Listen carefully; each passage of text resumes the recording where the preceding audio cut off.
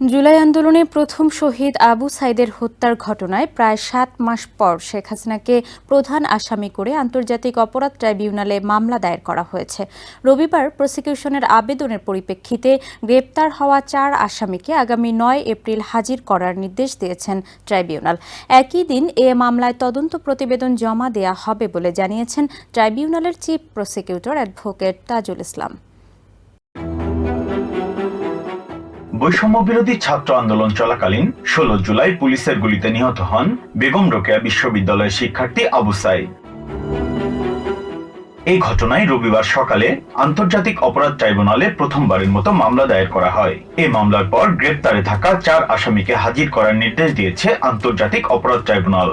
আসামিদের মধ্যে ২ জন পুলিশ সদস্য, একজন শিক্ষক এবং একজন ছাত্রলীগ নেতা। আবু সাইদের মৃত্যুর পর দেশ জুড়ে দাবানলের মতো ছড়িয়ে পড়ে আন্দোলনের তীব্রতা।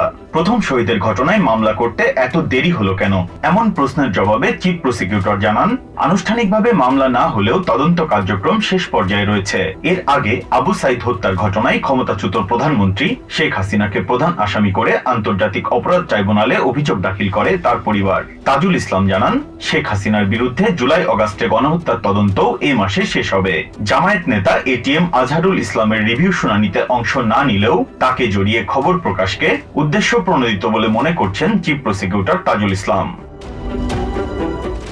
Biprajit Chanda, TVN 24 news desk.